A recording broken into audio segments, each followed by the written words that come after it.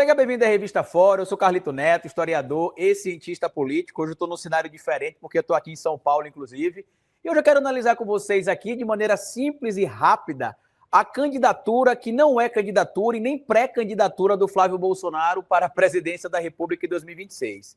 A gente já entendeu toda a movimentação do 01 dos filhos do Jair Messias Bolsonaro, que evidentemente está tentando manter o espólio político da família dentro de casa, mas a estratégia foi tão mal organizada, tão mal executada, tão mal desenvolvida, que nem mesmo o Centrão engoliu essa história de que Flávio é realmente o candidato viável e com o apoio do Jair Messias Bolsonaro. Para quem talvez não esteja sabendo o que está acontecendo, no final da semana passada veio à tona a informação de que o Bolsonaro teria escolhido Flávio Bolsonaro para ser o seu candidato em 2026.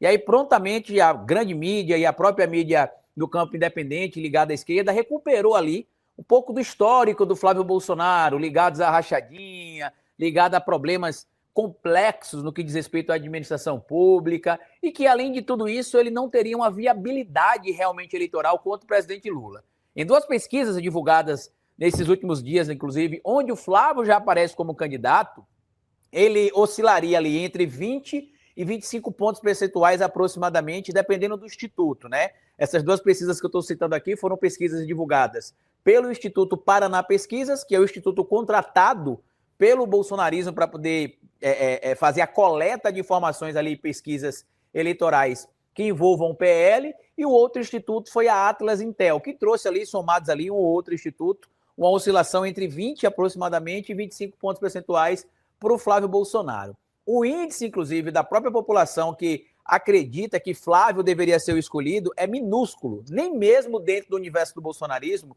o Flávio teria essa força para poder supostamente ser o candidato do pai, para representar o clã Bolsonaro e manter para si esse espólio. E isso eu acredito que já era algo entendido por todo mundo, né? Ninguém tinha dúvida de que a candidatura do Flávio Bolsonaro seria uma candidatura de fachada, uma candidatura fake. Porém, o Flávio Bolsonaro não esperou nem a candidatura dele ou o nome dele começar a circular um pouco, a ganhar, quem sabe, corpo, e já deixou claro que ele só é candidato para poder tentar negociar os interesses do próprio pai e o interesse dele. Por que eu estou dizendo isso?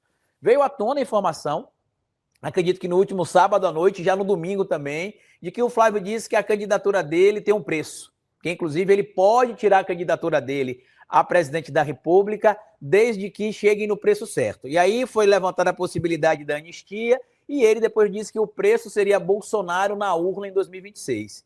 E aqui tem vários problemas. O primeiro é que a anistia, além de ser uma pauta inconstitucional, é uma pauta que tem muita rejeição popular. E o que aconteceria? O Davi Alcolumbre e o próprio Hugo Mota não iriam encampar essa narrativa, né, de aprovar a anistia. Tanto que, se vocês lembrarem, lá durante o período da campanha para eleger o presidente da Câmara dos Deputados e o presidente do Senado Federal, eu comentei com vocês que, se eu fosse o Hugo Mota e o Davi Alcolumbre, eu prometeria a eles também que eu botaria em pauta ou discutiria a anistia, porque foi isso que foi negociado, né, em troca dos votos ali, para eleger o Davi Alcolumbre e para eleger o Hugo Mota. E aí você vai perguntar, Carlito, mas você colocaria isso na roda, por quê? Porque é algo inconstitucional, né? Então, se esses caras querem que eu diga que eu vou botar isso em pauta para eles votarem em mim, isso eu sendo o Davi Alcolumbre, não Carlito Neto, né? Isso eu sendo o Hugo Mota, não Carlito Neto. Eu falaria, tá bom, eu boto isso em votação. Eu já saberia que, primeiro, teria uma resistência muito grande da sociedade, então muitos deputados não iriam querer aprovar, ou senadores também, além de, quando chegasse no Supremo Tribunal Federal, isso seria revogado porque seria inconstitucional. Um outro fator que me chama muita atenção é o seguinte: Flávio Bolsonaro, Eduardo Bolsonaro e Carlos Bolsonaro em especial têm vendido a tese de que, nossa, o nosso pai é muito fragilizado, o nosso pai é um coitado, está muito doente, não tem condição de cumprir pena na cadeia porque ele teve um surto. Mas, quando se fala em corrida eleitoral, não, o nosso pai vai ser um imbrochável, que vai deixar de lado o surto, vai deixar de lado a cadeia, vai recuperar a saúde e vai correr atrás da sua eleição de novo em 2026. Isso é uma fábula criada no universo do bolsonarismo. Tanto o Flávio, quanto o Carlos, o Eduardo, a Michelle, qualquer pessoa do clã Bolsonaro sabe que essa possibilidade do Bolsonaro se lançar candidato oficialmente à presidência da República não existe. Primeiro que ele está condenado com condenação transitada e julgada, e a Constituição Federal é bem clara, lá no seu artigo 15, parágrafo 3º, que deixa evidente ali quais são as condições de inelegibilidade. E uma dessas condições que geram ali a perda dos direitos políticos, em consequência, a inelegibilidade, já que para você estar elegível, você tem que ter o pleno direito político, né, o pleno exercício dos direitos políticos. O Bolsonaro, como está condenado, com transitado e julgado, como diz lá claramente, artigo 15, parágrafo 3º, inciso 3º, se não me falha a memória, que um dos elementos que leva ao indivíduo até a suspensão dos direitos políticos é a condenação criminal transitada e julgada. Isso aconteceu com o Bolsonaro, tá? Então, não tem como. Além disso, as inelegibilidades geradas também pelo TSE, por conta de tudo que aconteceu durante o período eleitoral de 2022. Mas fora tudo isso, meu amigo e minha amiga, que eu acho que isso é um ponto importante que a gente precisa trazer, o Flávio, ele já está vendendo barato demais a sua retirada da candidatura. Por quê? E aqui eu vou falar como estrategista de campanha e cientista político. Eu não trabalho para o clã Bolsonaro, nunca trabalharia, mas se eu estivesse montando uma estratégia em troca de algo que eu quisesse como benefício, como supostamente o Flávio estava tentando fazer, o que é que eu faria? Tá? Eu diria o seguinte, ó, o candidato sou eu, meu pai, entre aspas, né, que é o que... Imagine que eu sou Flávio Bolsonaro, me perdoe, Deus. Imagine que eu sou Flávio Bolsonaro. Meu pai me escolheu como candidato, não abro mão da candidatura, o maior líder da direita brasileira me escolheu, que é Jair Bolsonaro, e que eu não abro mão da minha candidatura, que se vocês quiserem negociar a vaga de vice, aí a gente pode negociar. E aí o que é que você quer, Flávio, para indicar alguém de vice do Centrão? Vocês vão ter de pautar a discussão sobre a anistia e a discussão sobre devolver os direitos políticos do Jair Bolsonaro. Por quê?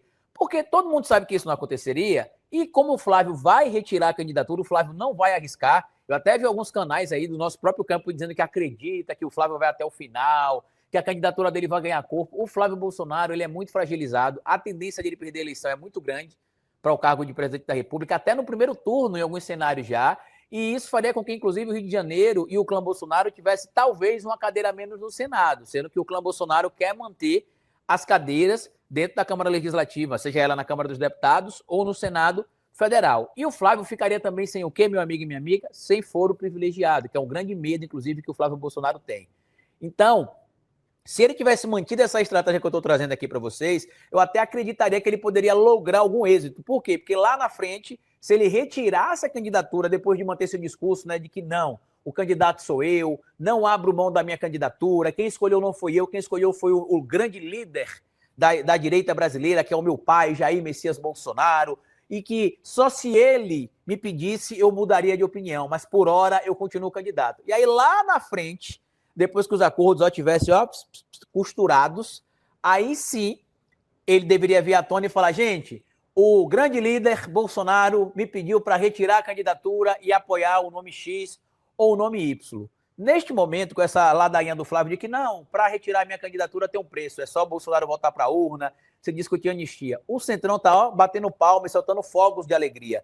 O Marcos Pereira, dono do Republicano, está feliz. O Rueda, dono do União Brasil, está feliz. O Ciro Nogueira, dono do Progressista, está feliz. Por quê? Porque tudo aquilo que eles queriam está acontecendo. O clã Bolsonaro está se atrapalhando tanto que vai chegar o momento que o peso que eles terão para escolher a candidatura de alguém vai ser quase nenhum. É provável, inclusive, que o Centrão, evidentemente eles vão dialogar com o Bolsonaro, mas é provável que o Centrão não dependa mais do Bolsonaro para determinar quem será o candidato que eles vão apoiar em 2026, por exemplo. Por que, cara, você está dizendo isso? Porque o Flávio não é viável. E a própria rejeição com a opinião pública e no universo do próprio bolsonarismo ou dos ex-bolsonaristas, como aconteceu no caso do Otônio de Paula, por exemplo, reflete um pouco disso. Outro fator, além do caso das rachadinhas envolvendo o Flávio Bolsonaro, tem também o caso envolvendo a compra da mansão e aquele empréstimo, no mínimo estranho, que ele conseguiu fazer no BRB, com taxas de juros completamente fora da realidade para qualquer pessoa, mas que foi colocado ali em prática para o Flávio Bolsonaro. Então, se você me perguntar hoje, Carlito, você acha que o Flávio vai ser candidato? Não. Eu não acho que o Flávio vai ser candidato à presidência da República. E você acha que ele adotou a estratégia correta?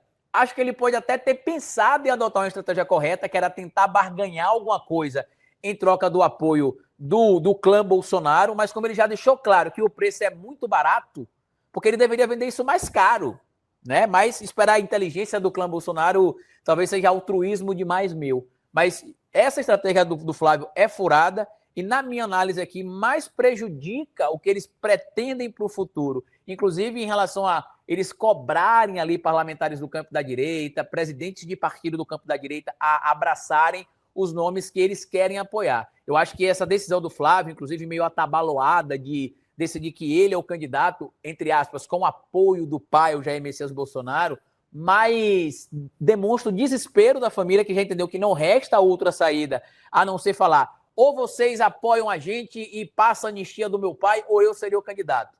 Né? Isso mostra claramente que é o desespero. Porém, quando no After Day o Flávio fala assim: olha, eu sou candidato, mas nem tanto, isso deixa claro para o Centrão que para comprar isso vai ser muito mais barato do que eles imaginavam e vai dar muito menos trabalho do que eles imaginavam também. Mas é uma estratégia completamente atabaloada, completamente errada. Está todo mundo percebendo desde o começo que o Flávio não é candidato, não vai manter essa candidatura e vai conseguir barganhar talvez muito menos do que eles poderiam barganhar se a estratégia fosse outra, tá certo? Eu queria que você comentasse aqui embaixo o que você acha de tudo isso. Queria que você compartilhasse esse vídeo também nas redes sociais de vocês. Se você ainda não é membro aqui da Revista Fórum, se torne um membro, se torne um apoiador, seja um assinante também da OM Play, que é importante para ajudar a manter esse trabalho aqui. Vocês ainda vão me ver aqui por alguns dias, acredito que até a análise da quinta-feira a gente vai fazer nesse cenário, talvez a da quinta-feira até no aeroporto já, quando a gente for gravar aqui para vocês. Mas eu queria, de pronto, agradecer a todo mundo que compareceu na festa da Revista Fórum na última sexta-feira, festa maravilhosa, na última quinta-feira, no último sábado, perdão, festa maravilhosa, gente linda, né, do nosso campo. E quando eu falo linda, não é necessariamente de beleza física não, tá? Ou de aparência física. É gente bacana, né? Gente que a gente precisa se conectar para alimentar um a força do outro ali para continuar nessa luta contra a extrema-direita e contra o bolsonarismo. Deixa aqui o seu comentário, compartilhe esse vídeo, se inscreva no canal se você ainda não for inscrito. Grande abraço e até o nosso próximo encontro. Tchau!